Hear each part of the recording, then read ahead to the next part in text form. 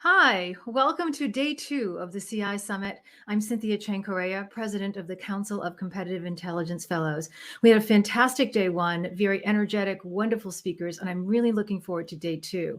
And here I'm going to introduce my fellow CI fellow, Philip Britton, who's going to open up day 2 for us and talk about some of his takeaways from yesterday and what he's looking forward to today. All right. Thank you, Cynthia. Happy to be here, and thank you for inviting me to kick off the festivities today. I'm really looking forward to this. So day 1 was a lot. There was a lot of talk of technology and tools and ways to improve the competitive intelligence process and mine data, and do we let the robots take over? And one of the things I was thinking about during the day is that a tool is only as good as the people who wield it. And I thought of an example in my personal life. So anybody who knows me knows my wife and I are very into cars. And as you would imagine, we have a garage full of tools. One of those tools that sits in the corner is a welder. There's a guy on a race team who is a fabricator. He can take bits of metal and that welder and create art, make things that are just unbelievable. My wife can take the exact same tool, can take the welder, and she can reliably join together 2 pieces of metal, make it strong, make it sturdy, but it's not exactly art. I can take that welder and I can burn the garage down. That's my talent with that tool. And as such, what we talked about yesterday is that a lot of these applications that we've heard about, whether it's artificial intelligence for parsing massive amounts of data, how that would allow open source intelligence to become a lot more open, because you can now literally boil the ocean. It was a great takeaway on what can be there. And one of the things that jumped out at me is that a lot of the tools that I'm using myself right now are considered antiquated by these people who are on the tip of the spear. When people are saying things like, back when we were using SharePoint, and I'm thinking to myself, I've used SharePoint as recently as 15 minutes ago. If we've moved on that far? So it was really eye-opening to kind of discuss the art of the possible and what was really out there. But another takeaway I had is that there's also very much limitations to what's going on. So much like that welder sitting in the corner of my garage, it's only as good as the person who wields it. So I was relieved, if you will, to hear that there's still the concept of having that human in the loop, that there needs to be a person overseeing this, that regardless of what kind of tools you are using, that people are still required. These are just, if used correctly, a lot of these are just tools that are force multipliers. They enable you to do more. They enable you to do things that would otherwise have been very, very tedious. So think of it's virtually impossible to find every single employee of a company on LinkedIn and look through every single person's social media profile and looked at every single person's travel schedule and find out where they've checked in and every comment they've made. But with the proper application of AI powered tools, that becomes very possible. And it becomes very possible to sift through a massive amount of data and see patterns that were previously not seeable before, which is amazing. It also means that for a lot of us and our company's activities, what we may used to have viewed as private may no longer be private, because we're no longer lost in the crowd. We're no longer noise. It's now very possible to find out what we're doing, what our companies are doing, what enterprises are doing, in a way that simply wasn't possible before, without the ability to parse billions of bytes of data or trillions of bytes of data. So it was kind of eye-opening. I also a great takeaway I had yesterday was that analysis, and we'll talk more about this today, that there's still blind spots in regards to technology. There's still analysis that is required to make light of some of this information. That human in the loop is required, not only to oversee and program, because artificial intelligence does not mean self-aware. Humans are still required to make sense of this data, so that in the near term future, it's unlikely that we're going to be able to simply go to our portal and have all the power of the tools available to us and push a button and get an executive ready report that has implications and analysis and likely future strategies. That's simply not there yet. And that if we ask our machines to do that for us, the response is more likely than not going to be, I'm sorry, Dave, I'm afraid I can't do that. So I take solace in the fact that for us as competitive intelligence practitioners, us as knowledge management individuals, us as analysts and insight generators, there's still a very bright future for us. And in fact, we can just get better at our jobs by eliminating a lot of the repetitive, tedious, time-consuming tasks and moving on to more value-added ability with the technology. But the technology is not an end-all be-all. So those were a couple of very big takeaways. I really feel like today we're also going to have just a tremendous amount of conversation going on, including one panel I'm very much looking forward to in the middle of the day called "Where do we go from here?" We're going to have a few speakers there, including somebody I consider a futurist, somebody I consider a realist, and somebody I consider a cynic, all coming together that will most likely have very differing points of views on what the future holds when it comes to technology, when it comes to the application of technology in competitive intelligence. So I really appreciate the rich content that we're able to share today. Just a few notes. I would invite everybody to participate in the chat. There is a lot of discussion going on in the chat panel during all of these sessions. So far, every individual I've seen participating has been very responsive to your questions. So this is a virtual summit, but just because we're not all sitting in the same room doesn't mean we can't still interact, which again, the genius of technology. So by all means, please participate. I would like to also take a moment to thank all of our sponsors who have made this session possible. So we have a series of gold level sponsors, and that would be Aurora WDC, Commentelli, Crayon, the Sedula Group, of which I'm fond, and Tyson Hines. So we'd like to thank those sponsors because without them, basically none of this would be possible. We also have a series of silver sponsors who, again, we appreciate their support in every sense.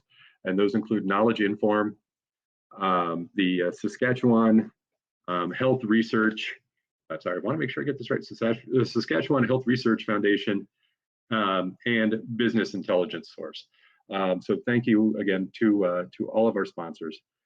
They have very much helped make this event possible.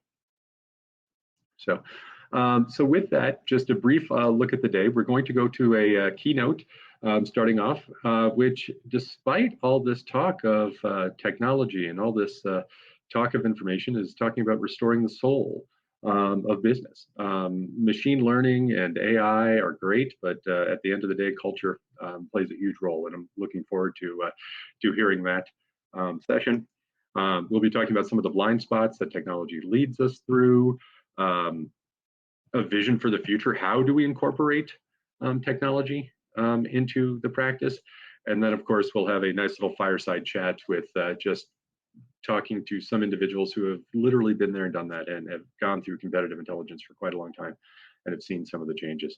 I can remember personally in 2009 giving a talk about how LinkedIn could be an amazing competitive intelligence tool, and that was cutting edge. That was 12 years ago. And now it's commonplace. Now we wouldn't even think twice about about going to LinkedIn to do our initial research if we're looking at a competitor or looking at an industry.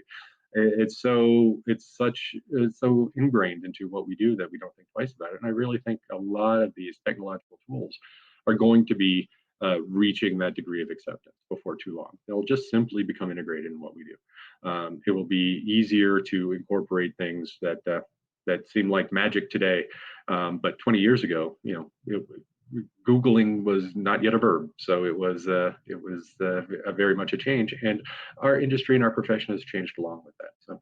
So I think we can all get better simply through the application of some of these tools and the application of this knowledge management. So that's my take on what I learned yesterday. With that, we're a touch ahead of schedule, but what I'd like to do is introduce our first session for the day. That'll be a keynote, which will be headed by Suki Fuller, who is a fellow here at the Council of Competitive Intelligence Fellows. And she will be working with Rashad Tobaccowala, they will be talking about restoring the soul of business, which seems like a bit of an anachronistic title almost, considering we've been talking about the future and talking about tools. But that's what we want to do is keep in mind that despite how good our tools are, and despite how much machine learning and artificial intelligence we can have out there, we're gonna need to apply humanity to what's going on out there. So, so with that, I would like to go ahead and introduce the session here. So, Suki, welcome, and we'd like to. I can hand it off to you if you'd like, Suki. We can go ahead and let you introduce Rashad, and we will go from there. So with that, Suki, thank you very much, and have a great session. Terrific. Thank you very much, Phil. And before we continue, in advance, I would like to apologize to everybody for my awful background noise, and due in part to my location having to change. So I'm outside, and there are trains in the background occasionally, so I'll be muting myself quite often. But that aside, I would like to welcome Rashad, who I've had the pleasure of interviewing once before. His book, Restoring the Soul of Business, it's, I didn't do the little subtitle, but but it's one of those books where you read it, you think, this is a great business book. But it's not just a business book. It's really a book about humanity and how we do business. It's about understanding how data does influence what we do, but also how we use it better. And I was always blown away by the book. A lot of the fellows that have read the book have loved it.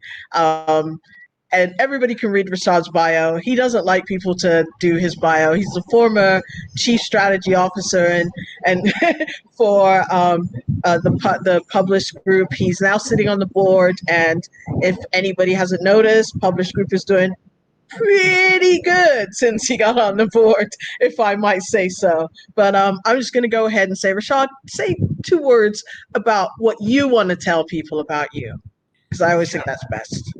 Absolutely. First of all, thank you for the introduction. Thank you for this opportunity. The best way to think about it is my current passion is to help people see, think, and feel differently about how to grow themselves, their teams, and their businesses / their endeavors. And I try to do that through a combination of what I call 4 Ps, which is perspectives, which one gets after 40 years of working around the world across hundreds of companies and industries.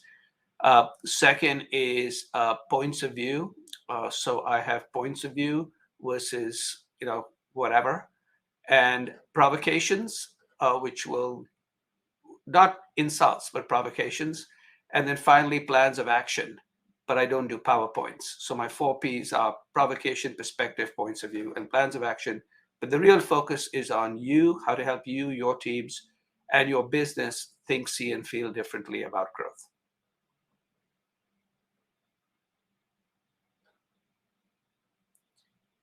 You're on mute. That's really funny because I always have to do that to you. but yeah, that was one of your titles at Publish Group was, chief growth officer. But what I really love about your book and what you've brought into the arena of business is that it is about combining business and data and making it more human. And with our conference, we've had a lot of talk about intelligence being the AI factor, the ML factor, small data. We've had a lot of talk about the data side. We've been very heavy data centric on day one. And I think today we're going to be looking more at the qualitative, the human aspects of that. And I always think one of the areas I think we didn't really focus on a little bit too much yesterday was about sustainability, and it was about the environment. And I think that's something that we really need to inflect into this discussion. And with COP26 beginning next week, everybody's pushing that climate change agenda. I mean, what are your thoughts on how, as a CI professional, MI professional, and practitioner, that we can inflect more understanding of where companies, where we as individuals and organizations need to go and still get the technology in there? We Sure. need to keep it, what's your ideas and your thoughts around that sort of strategy, redirecting it that way? So let me begin with two little facts before I go off on this thing about data and people. I have an advanced degree in mathematics. I have an MBA in finance. And for the Publicis Group, I was part of teams that made multi-billion-dollar investments in business transformation and data companies. So let's assume for 1 second that I understand data, I understand technology, and I'm not afraid of data and technology. Let's just pretend. Okay, it may not be true, but let's just pretend. Okay, so with that being said, my basic belief is that the only way individuals, societies, and companies are going to transform is if they combine two things: talent plus technology. That the future is about talent plus technology. It's about data-driven, silicon-based, computational technology, which is entering every business. The reason we have mRNA vaccines, in part, is because of some combination of AI as well as other technologies. And I'm a big believer in technology. At the same stage, the way companies will differentiate themselves, individuals will differentiate themselves, is how that technology is used by the people in the organization, in societies, and in government. Technology by itself is an enabler. It's neither good nor bad. When someone basically tells me that it's an algorithm, I have to remind people that people write algorithms. That algorithms, even algorithms that write themselves, eventually are written by someone who wrote the original algorithm. So the reality of it is, be very, very careful if you think that you can do technology without the talent. There's another reason why you have to be very worried about technology without the talent. Because if this was all about data, then people are not needed. Machines can compute much faster. So if your job, you believe, is a data-driven, Excel spreadsheet-driven job, be prepared to basically lose it fast. Okay? Now, I'm going to give you 3 facts that shows you, these are facts. In April of 2020, every leading government had the exact same information on COVID-19. The same data, okay? Why is it that the United Kingdom, the United States, and Brazil decided to follow one path, and Germany, South Korea, and New Zealand followed another path? It had nothing to do with data. They had the same data. I will show you the same data. I will give it to 2 different rooms and 2 different organizations that will come up with different answers. The reason is, while we are living in a data-driven digital silicon age, we are analog, carbon-based feeling people. We are not zeros and ones. We are maybes, could be, should be's. It depends. We are uncertainties. we choose with our hearts, and we use numbers to justify what we just did. Because if we were all about numbers, none of us would have been born. The ROI on parenthood sucks. Right? All of us would basically not buy luxury products, only drive Toyota Camrys, not have watches because it's already on our phone. We don't do that. So my whole stuff is, when people say it's all about data-driven, I say, if it's all about data-driven, A, you don't have a job. B, if it's about data-driven, when people look at the same data, they come up with different things. And 3, 7 of the last 10 decisions you made were not data-driven. So give me a break, man. Give me a break. It's so true. That's always the biggest thing when people say it's all about data driven. And I'm just, wait a minute. My stuff is, if you actually understand data, you pay attention to human beings. If you are scared of data, you talk about data because you have not understood it. Exactly. There's the combination. I always tell people, especially in CI, we have people that always want to focus just it skews. They're just, oh, well, it's all about the data. It's all about the data. No, no, it's not. It's all about the people and the data. The data doesn't matter until there is a person that actually comes in and says, hey, you know what? Let's make the data say what we want it to say. And that's the problem. That is the essential problem, like you said, about the decisions that US, Britain, and Brazil made. It was about what they decided the outcome what's going to be. You can always have the same number. As I said, at the end, 5 can be 1 plus 4, it can be 2 plus 3, it can be 0 plus 5. It's all a matter of what you've decided it is going to be at the end point, reaching the same end points. It's the exactly. mix. And the other thing to remember is I think data is so important, as is technology, that it's like electricity. It illuminates the way ahead. You will be in darkness if you don't have it. But with the exception of a handful of companies, tell me which companies today say we are a better company because we have electricity. Right? So when people tell me I've got data lakes and terabytes of stuff, I said, I got kilowatts of electricity too. That doesn't make me any better, right? It's what you do with the electricity, how you organize around it, how you come up with new ideas and innovation. And so the idea always comes down to people are forgetting people. That's one of the reasons, by the way, among other reasons, why around the world you have the great resignation and people are telling their bosses, go away. Okay, because all of us have basically for 2 years been detoxed. We are no longer on Jonestown campuses like these big. That's one of the reasons you have all these, Google, Amazon, all these companies that are having turnover. You no longer basically, you're allowed to think, and then you begin to think, and oh my God, they go off campus because they don't get think. And so people are basically saying, what the hell are you feeding us, and what the hell are you telling us? Okay. And in great ways, that's the thing about data. Also, by the way, if it was all about data and computing, because to a certain extent, most computers can take a bunch of heat and they don't necessarily have to breathe, they would basically communicate and do things that would basically kill all the human beings. This comes back to climate change, because you could run the world hotter if you were running it for machines. So go ahead, make my day. Isn't that the movie with Will Smith where the computers? Make my day. I mean, it is so ridiculous. I start laughing when people tell me this. My stuff is, oh my God, what the hell are you talking about? Do you even understand how the world works?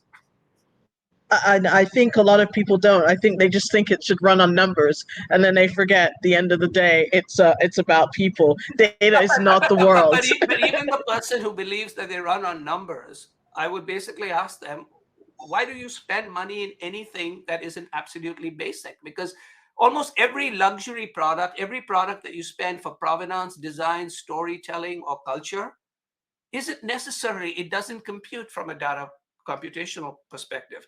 So even and when I remind people, they suddenly wake up. And I said, the reason you're talking this way is you've got yourself into a matrix. And the matrix is basically the matrix of current society and technology, believing that this is the future. No, there's someone just said in the chat, go ahead, make my day. This is really funny. Thanks, Drew. Appreciate that.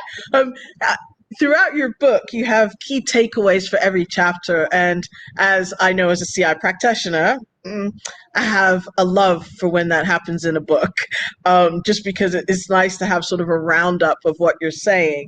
And one of the things that I've also noticed with your book is those 7 keys to staying human. That's probably one of the favorite parts, is that you break down how you can have all this data. You can have data is not the world, have more meetings, not less meetings. Oh, we have to talk about that. Definitely, because a lot of people say, oh, I don't want to have more meetings. And that's not exactly the point. You can have more meetings, but as you say, it's not about having more meetings. It's about having meetings that matter, meetings that are actually specific that have a point to them, not just mindless meetings that go endless days and hours. Yes. And That's go ahead. that's absolutely right. So it's very simple. So again, I'm all for data, I'm all for math, I'm all for technology. That's my career. But here's the basic belief is we are not going to progress, and we aren't even going to progress with the way we want to progress for the benefit of both society and a whole bunch of other people unless we think more broadly. And so I've suggested that there are, and there are more than these, but I've suggested there are 7 ways we can combine humanity and technology. You know, what I call it, combine the story and the spreadsheet, right? Combine the math and the meaning. So how do you combine those? So the first one I talk about is talking about the turd on the table. And talking about the turd on the table is in most organizations and companies and academies fail because everyone gathers in a room, there's something moist and brown, and everybody pretends it's a brownie when it's a piece of shit, right? And people don't call out a piece of shit. Most successful people in most successful organizations beat themselves. They don't get beaten. And they beat themselves because they refuse to actually look at reality. So even though we're all data driven, we decide to look away from certain parts of reality. The second is to also recognize that change actually sucks. So when someone tells me change is good, I say, I'm happy. If you want, please go change, right?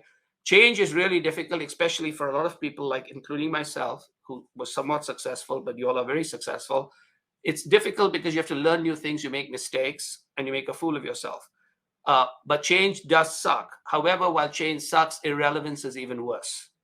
Okay, so we have to change. But if you think it's easy and you plan that it's easy and you don't communicate to other people why they should do it, how you will incentivize them, how you will train them, and just tell them change is good and you have to do it to stay current, it won't happen. The third is to recognize that the world isn't only about plumbing, it's also about poetry. We focus too much on the plumbing and we forget the water that's supposed to go through the system. And we eventually are not moved. Some people are moved, but not everybody is moved by a wonderful math formula because most of us cannot understand a math formula. Many of us are moved by poetry, by basically art, by music, by water, by gardens. Let's not forget that, because if you cannot think about that, then what's the point of everything? The fourth is, this is the key thing that was in this book that people said, did you understand COVID was happening before, right? And I said, no, I did not. But my belief is in the future, people will not work for companies or institutions. Institutions and companies will work for people. We have got to a world where all of us, without knowing it, are independent gig workers, but no one's told us that yet. And that doesn't necessarily mean being an Uber driver. People who work in Hollywood studios, on television shows, gather together on projects. People who are at Bain and McKinsey gather together. Some academics gather together on particular things together. So it's a question of being very good, having good networks. And if you can have, which you all have, but not every country has, some kind of mobile healthcare, we're going to basically decide where we want to work and cluster on our assignments. So that's the fifth one is time is the only thing we got. Life is going to goddamn end, and it doesn't matter what you think about it. So for God's sakes, take away your age from 75. Those are the number of healthy days you got left. So spend it that way versus spending it on other shit. I'm not saying you'll die at 75, but at the current, where we are currently in healthcare, at 75, the parts start falling apart. Okay, which is one of the key things. The eighth one really is, or the sixth one is to schedule more meetings. And the reason is we never used to have meetings. When we were at work, we used to have stare-a-thons. A stare-a-thon is when someone basically puts up a slide, we stare at that, we stare at the laptop or iPad on our table, or we stare most of the time on the phone we've got balanced in our knee, right? It's a real meeting is no technology in between. People talk to each other, and if you need to show something, give them a piece of paper or two. If you need more than 2 or 3 or 3 pieces of paper, then you should have sent that stuff to them to read before. Don't waste time. Okay, which is a key thing.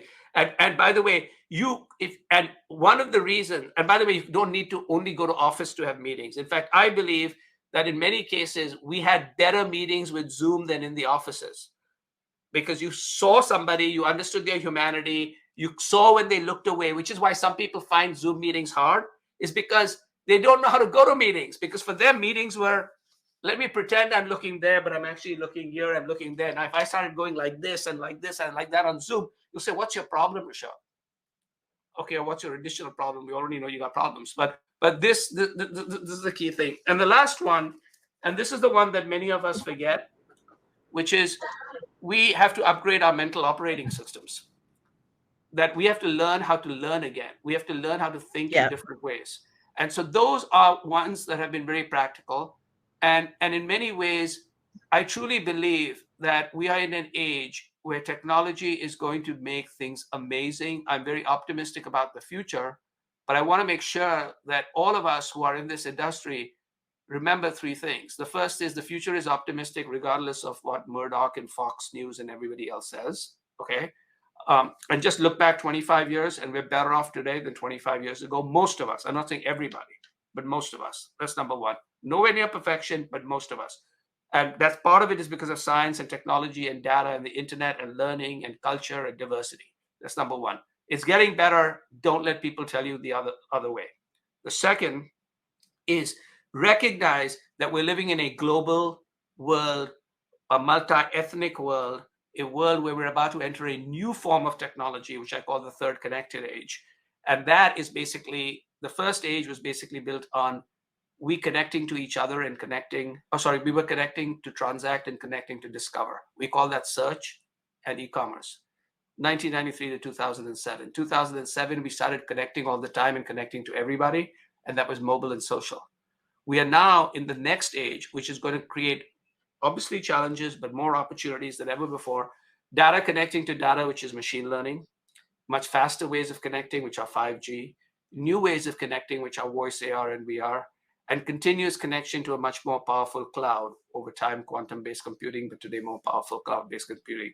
That is going to change society, opportunities like never, ever before. And that's the second thing, that there's this major shift. So it's one is optimistic, but at the same time, we have this huge new technologies that are coming out and in a global world. And finally, and the last point to basically make this is, in the end, you will and we are responsible for our own futures. Do not delegate your future to someone else, your boss, your leader, or anyone else. It's your future. Make it happen. And that's how the future will happen that we want, versus I can't do anything about it. Yeah, I think a lot of people do that. Oh, I can't do anything about it. I'm working here because I have to. And I've always been a believer in, yeah, you have to get a salary. You need income to support yourself, but you don't have to work there. And I think everybody in our specific industry knows that I'm pretty much always independent. But Ellen has made the point in the chat that she would like you to elaborate on number 7, because and she was one of the big fans of your book, by the way, Rashad, in the fellows. She was just raving about your book. So you've got to kowtow to Ellen a little bit here. Well, thank you. Absolutely. Well, Ellen, thank you. We need one fan, so that's great. Thank you very much. Okay, so on 7, which is how to upgrade your mental operating system, which is the last one. I think that was number 7. Okay, so Yep. how to upgrade your mental operating system. So it's this is why I've come to that. We all know that it's very important to look after our bodies, because if you don't move a little bit, and if you don't sleep a little bit, and if you don't watch what you eat, you might actually die. Okay. Faster than you want to die. You will die, but you'll die faster than you want. And therefore, if your physical operating system is in tatters, it's really, really hard. So obviously, we have to care for that. But the difference between us and monkeys are not our physical operating system. We understood with fire that we could digest food easier, so we built our brains. So it's our mental operating systems that actually differentiate us. But just like we think about what we put in our stomachs and how we exercise ourselves, do we actually care about what we put in our brains and how we actually exercise our brains? And the reason I worry is today we think, because we have all this information at our hand, which is the Google page comes up pre-populated. We look at streams of Facebook or Twitter or whatever it is. We are watching television.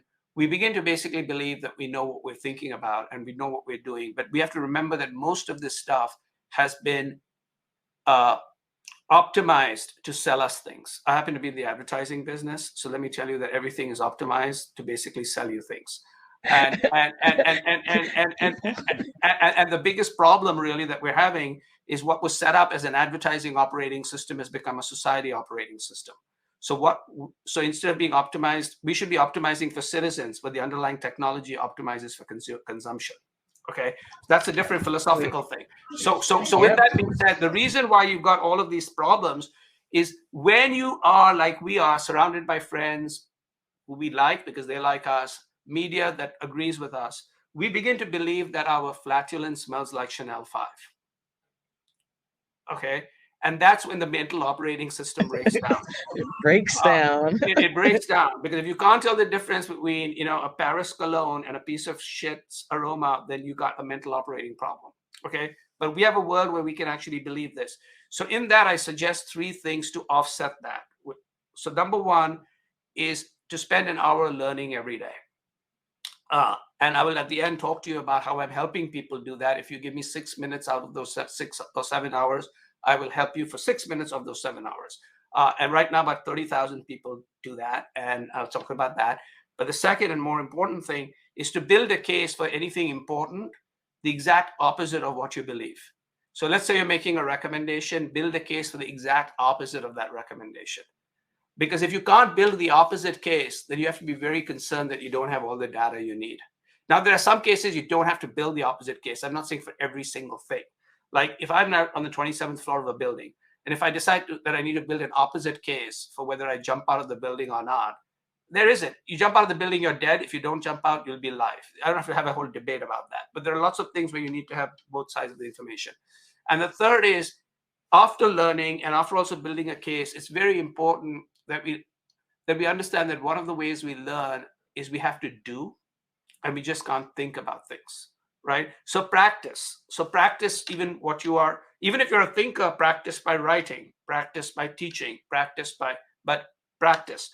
Otherwise, you find yourself without practice, you don't build the muscles, and you also don't come across opposition forces, which is very important to build the muscles. So spend an hour learning a day, build a case for the opposite on important things, and practice and do.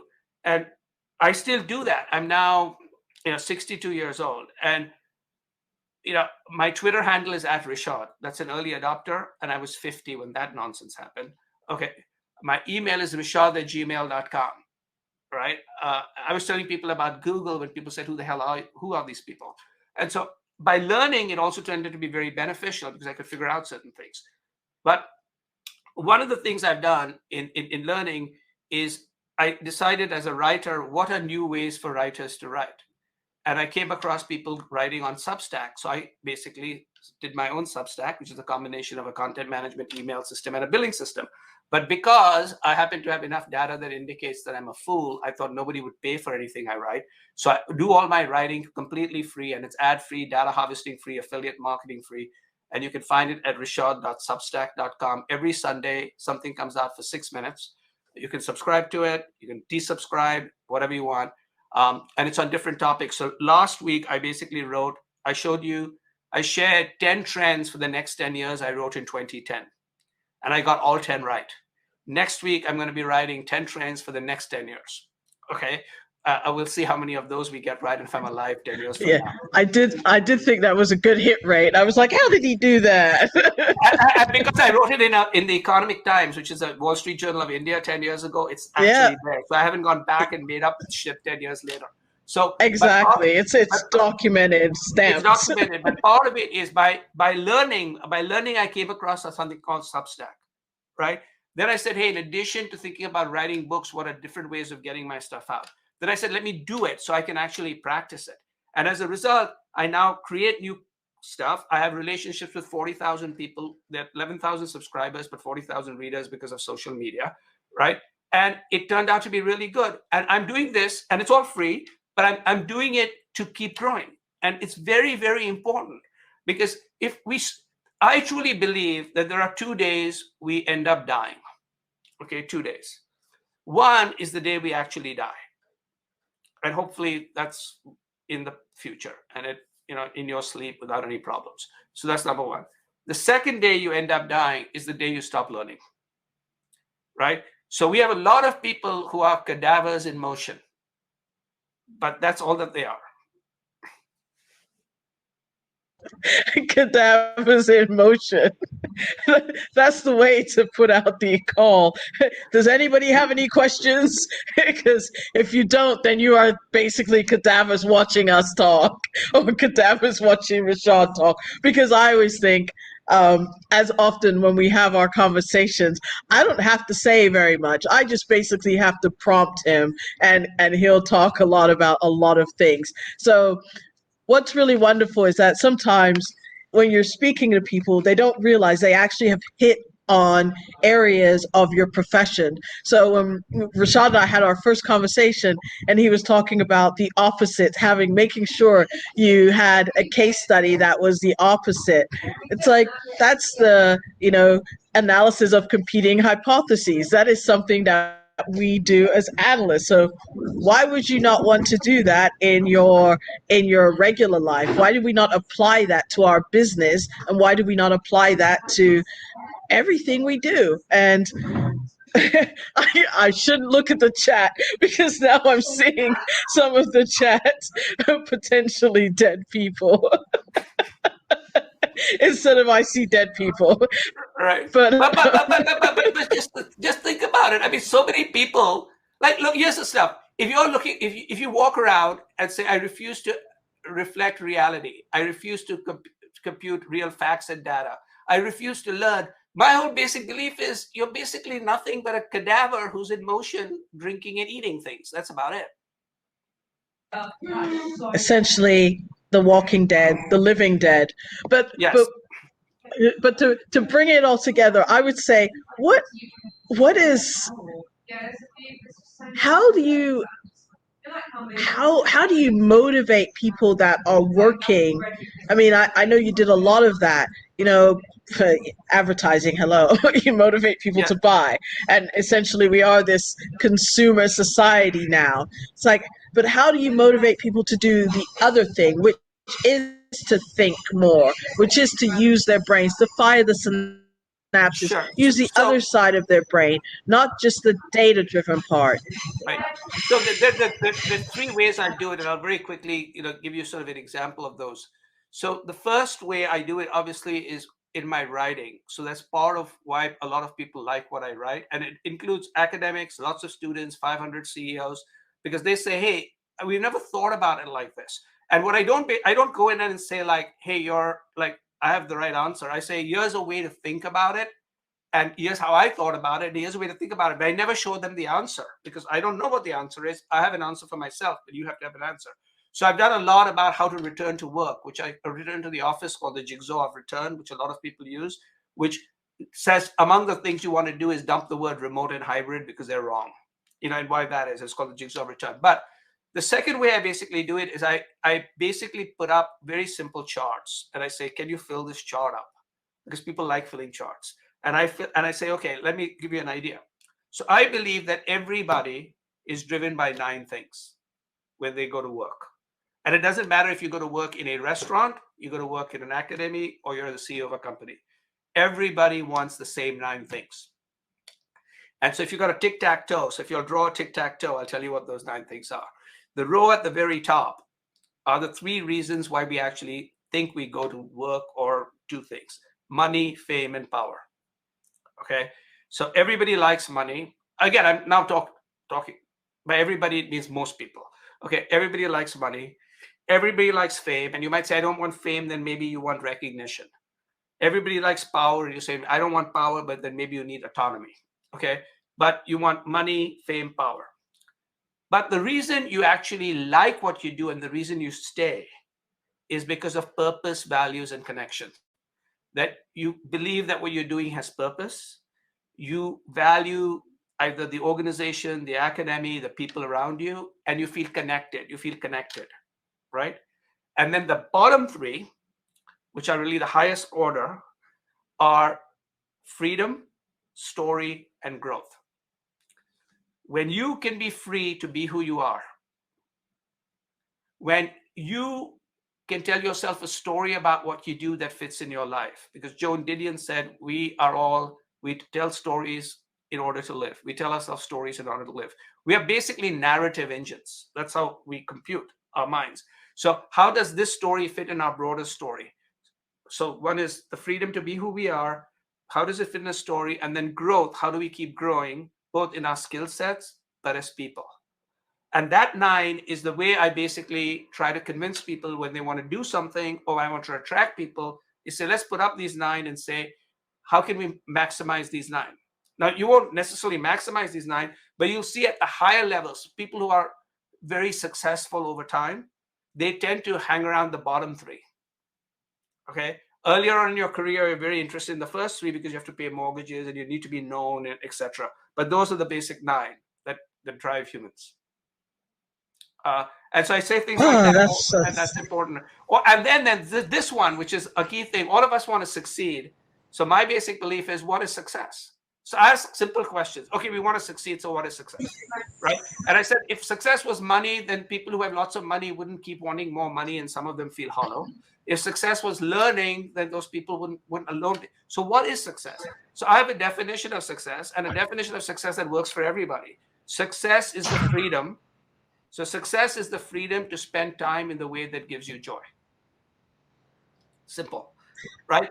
Success is the freedom to spend time in the way that gives you joy. And if what gives you joy is fishing, and you can make enough money to spend your rest of your life fishing, you are successful. If what gives you joy is pursuing your next $1 billion, and that's what you want to do, and that gives you joy, that is successful. But let's have that. Oh, yeah, that's really terrific. You know what? We have a question here in the chat of how to structure learning to make sure it leads to action, not only to knowledge. Well, the 2 ways to do it. Sure. So the way is, first of all, knowledge for knowledge is also good. So I'm all for it. But knowledge for action is very simple, which is a lot of what I write about and what my book is. So I basically say, here's the best learning, and here are ways you can apply to different parts of your life. So what you want to basically do when you have read something, right? Or when you have seen something or heard something, or whatever way you learn, right? Or experience something, recognize this. It is not experience that gives you knowledge and wisdom. It's reflecting on experience that gives you knowledge and wisdom, not the experience itself. So reading the thing or watching the thing is not itself. So I always ask, after I see a movie, after I read something, I ask the following 3 questions. Number 1, what did I learn from this that either supported or took away from what I believe? Right? Number 2, what do I find in what I just saw that I can admire? Even if it's horrible, there must be something that I can admire, because we tend to look for the negatives. What can I admire? Right? And number 3, what can I take from this in one part of my life, whether it is my office life, my personal life, my family life? What is there anything it can do? Now, not everything will basically sort of look at it, but, or, there's always something to admire. There's always something. Like yesterday, I saw this movie, Shang-Chi and the 10 Rings. It's pretty amazing if you haven't seen it. It's really, really cool. Okay. And my whole stuff was like, wait, there's a whole bunch of stuff, including by looking at it, you begin to realize how important Asia is going to be. And by the way, with the exception of the Avengers, it was the biggest movie opening, despite COVID, that Marvel has ever had. So there's a lot of learnings you could take. So you could take it, you could apply it. But it's the reflecting on the learning, not the learning itself. Wonderful. And I'm going to just check to see if there are any other, I'm sure there are questions, and I'm sure I've missed them, but I will ask and answer 4 questions for you in less than a minute. Okay. So I know you can do that. Yeah, so all right. Here we go. Ready? These are the 4 questions that most people ask. Number 1 is, what does the future look like? Number 2 is, how do I manage change? Number 3 is, how do I become a better leader? Number 4 is, how do I grow my mental operating system? These are the 4 questions around the world across every industry. If you read number 49, 50, 51, and 52, those are the 4 editions of my writings on Substack at rishad.substack.com. You will have 6-minute answers to each of those 4, each of them linking to another 40 minutes of answers. So if you want, you can have a 4-hour course of everything that I've investigated and learned on those 4 topics, completely free. And that, people, is where I have gained a lot more knowledge, and I have been making sure I'm not a walking cadaver. Um, since I have had the pleasure of meeting Rashad. Now, I'm not sure. I think we might have some more time. I'm always mindful of the time. Oh, I don't know how to say Faoud's name. I think it's Faoud. Fauad. I don't know. But he said, thank you very much for that, very much for the answer. And because of your keynote here, we are now having a new Slack channel set up in our community of practice around a book club, and you will be the first book that is going to be discussed amongst our open community, not just the fellows, open everybody. Well, So, thank you. Thank you very much. And if there's anything else I can do, or we've run out of time, that's perfectly fine. Oh, I'm gonna invite you to the Slack group just so you can be part of the book discussion, because I know there's so much knowledge that you can give, and this is bringing the humanity back in, restoring the soul of business, making sure that we can make data and keep it more human, or not forget that data essentially has been developed and designed and put together by humans. The first thing that happened was a human designed it, a human thought about it, a human built it, and everything after that. I always tell people, at the very heart and seed of an organization, anything, it was a person. So why have we just sort of programmed humanity out of it?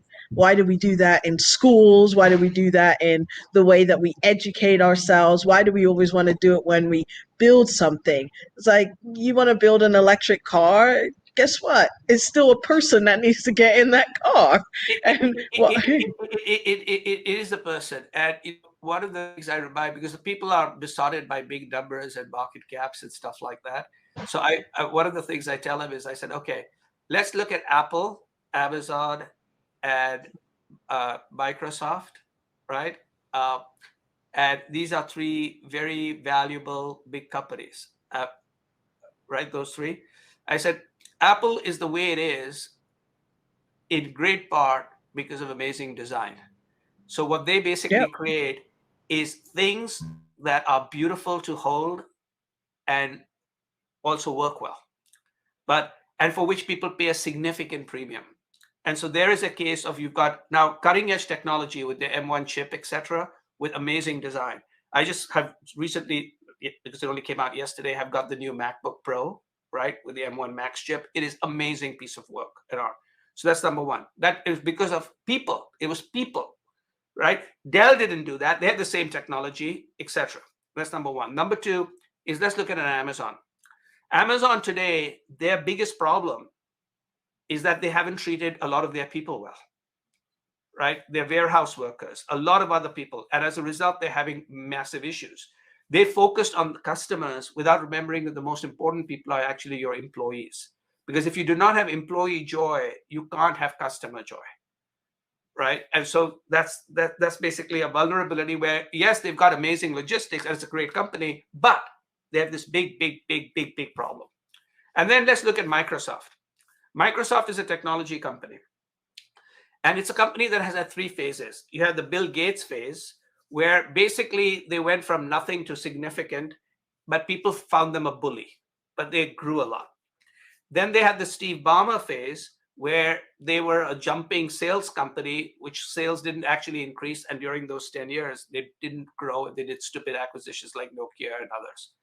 Then they had Satya Nadella, who basically over the last 6 years has made them grow, at least their stock price, 5-fold. In each case, it was the same company. There were 3 different people, right? 3 completely different careers and eras. And what were the key things that Satya Nadella did? If you ask him, why did they succeed, right? Versus the Steve Ballmer era. And Satya Nadella was there. All of them worked all their careers there. Why? Number 1, change in mindset. He gave everybody a book that basically says we're going to go from a know-it-all mindset to a learn-it-all mindset. The learn-it-all mindset is you spend time learning, you build an opposite case, etc. That's number 1. Number 2 is you should be willing to understand that some of your roots happen to be able to funnel you into the future, and some of your roots will tie you down. And his basic belief was, we no longer are going to look at the world through Windows. There's no more Windows operating division, right? So you have to decide how you to manage your roots and wings. All of those are human decisions, because computers don't understand roots or wings or mindsets. And that drives the three most powerful companies. And that is a good note for us to conclude on. Thank you. You know what? Thank you so very much, Rashad. You know how much I love you. So, and when I'm in Chicago, we go for whiskey. So, absolutely. Or as you all claim, Scotch. Right? Yeah. Which, by the way, the top 10 whiskeys in the world are no longer Scotch. Most of them are Japanese. And try Amrut Fusion. Yeah. We've had this discussion. Sorry, we won't have this argument right now. But thank you so very much. I really appreciate you coming to share your knowledge and to give your insights and really fire up my CI professionals here. And I'm sending you the invite to the Slack group. You will come at least for some book discussion, because you always like to meet new people and learn new things. So thank you very much. And Cynthia, I will go ahead and hand that off to you now. So I have been so engaged in this, I'm losing my bearings. So thank you, Rashad and Suki. This has been a wonderful discussion and a steady stream of wisdom. As you can see, I was so keyed in on what you're saying that I lost my situational awareness, regarding the microphone. And this is a part reality check, part tough love, part intervention. And we can see that it's resonated so much with our audience of colleagues. And I would say too, would be really hard pressed to find someone who can shake up the living dead with such charm and engagement as this, and so much entertainment, even while there is just so much depth. And so with this, this is a wonderful way to kick off the day, because we spent yesterday focusing so much on where technology is going and what we can do about it, and a wonderful reminder that we need to insert ourselves into this, and we are very central to this, because we are the creators of technology to make technology work for us. So thank you for this, Rashad, and giving us this recalibration and recentering, for not just this summit, but I would probably say, for many of us in the audience, in our own lives and in our own workplaces, and especially for these times. Absolutely. Thank you. Bye-bye. Thank you. And thank you, Suki.